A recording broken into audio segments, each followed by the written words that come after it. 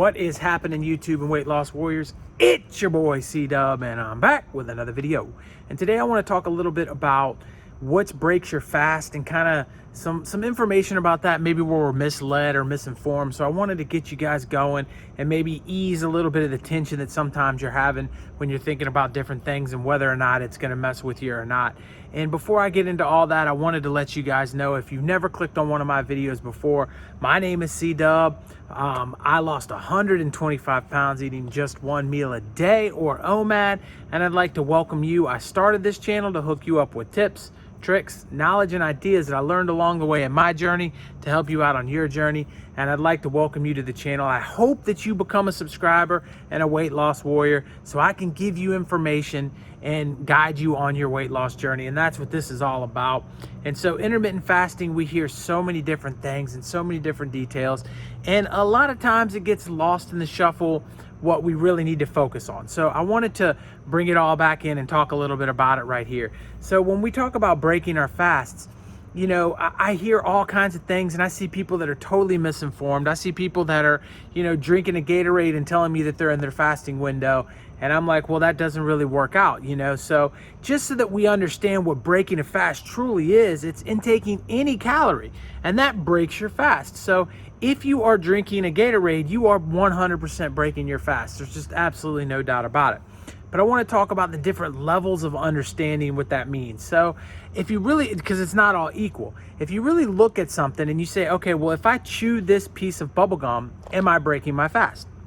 Well, that depends. Is it sugar-free bubble gum, or does the bubble gum not sugar-free? Is it a calories? How many calories are in it? So the general rule is under 5 calories is not going to break your fast. So, you know, if it's a piece of bubble gum that's sugar-free, that's under 5 calories, the chances are it's not going to break your fast, or a mint, or whatever the case is.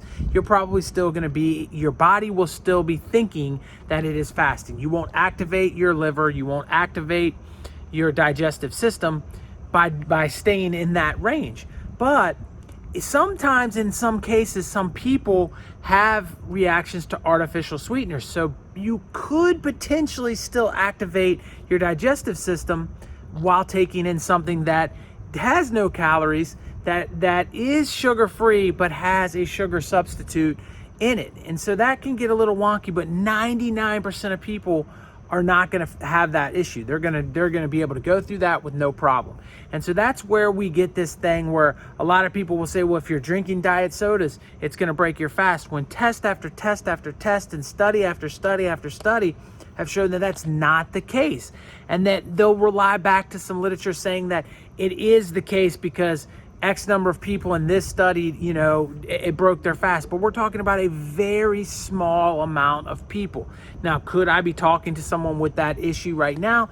Yes, I could. So there's no real way of knowing whether or not it is breaking your fast or not breaking your fast, other than maybe looking at your results.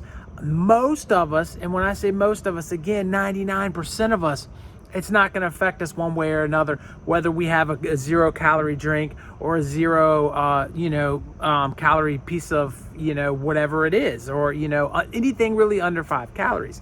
And then on top of that, when you want to talk about other things, there are things like ingesting fat may not do as much to your body as ingesting a carbohydrate or a sugar would. So those things, even though the fat may break your fast, you may be able to get back down to baseline much, much quicker than you would be with something else. But a lot of people say, well, hey, listen, I'm doing intermittent fasting and I'm having a keto coffee, but that doesn't break my fast. When in reality, a keto coffee does break your fast. A keto coffee 100% breaks your fast. And taking 400 calories, there's no way that your digestive system is not going to react to that. So you are breaking your fast. But what you're really saying, or what these YouTubers out here that are telling you that you're not breaking your fast, what they're really saying is, well, you're not raising your blood sugar. And that's a different thing than breaking your fast. So these are all kind of things that get mixed up and confused. But also keep in mind that when you're not moving your blood sugar very much, the fast may or may not be broken, but if the point is to get the body fat burning mode quicker, or to stay in body fat mode longer, if you're doing something that doesn't move your blood sugar, you can stay in body fat burning mode while your digestive system can be still activated.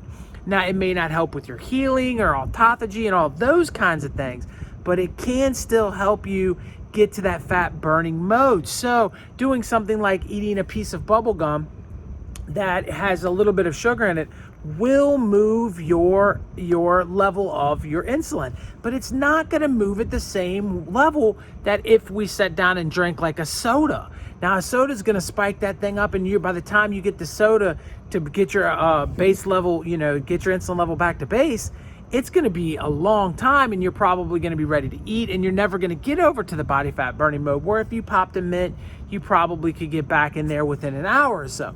But then it becomes, again, is it really worth taking a mint to push you back and lose an hour of that fat burning situation and take you out of any kind of healing situation you're in? And that's going to be something that you have to make the judgment on your own, and whether or not it's something that you want to do. Keep in mind that whether or not we like to admit it as intermittent fasters, a lot of this has to do with calories and not as much to do with fat burning mode versus this or that, because the bottom line is, if you're intaking less than you are burning, you are going to lose weight. That cannot be denied. People have done it on high fat diets, high carb diets, low fat diets, any kind of diet you could ever imagine. People have been able to restrict calories and lose weight. So that's going to happen. So if you practice intermittent fasting and you say, I'm only going to eat one meal a day, but I'm going to chew some gum and I'm going to occasionally have a mint or whatever the case is, you are still most likely going to lose weight, because in your OMAD meal, you're going to be eating less calories than you would anywhere else. And nowhere else is going to say that to you other than this channel, because everybody wants to promote, hey, you have to fast. You have to be in your fasting zone. Now, I'm going to tell you, you don't. But with that said, you're not going to get any of the benefits of healing. You're not going to get as long a time in any fat burning mode. And so you could be losing other things other than fat. You don't have the protective measurements that intermittent fasting gives you, because you've been breaking and wonking in and out of your fast. So ultimately, there's lots of reasons why you should suffer through, if you will, until you at least get used to it, until you get to your meal or your meal time. But you still can have success doing it the other way too. So don't be fooled, and don't let somebody saying that you're going to throw all your results away. That's not true. You'll still get results. You just may not get the results you're looking for. So I think honesty is the best policy. So I want to be upfront and give you guys the correct information here, and give you guys the information that, hey, listen, you're going to have success on OMAD, even if you mess it up a little bit, even if there's hiccups. But you got to make sure you're not overeating in your OMAD meal, and you got to make sure you're doing the right things. And if you're doing this for more healing or both of that, or overall health, then the best thing to do is to only eat inside your window, to only introduce calories inside your window.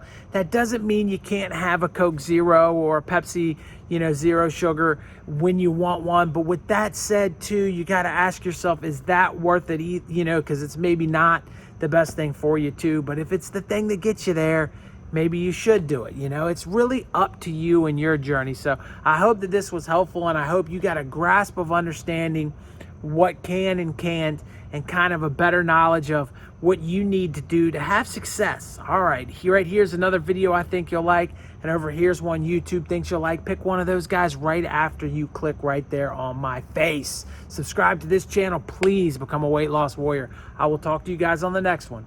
Peace.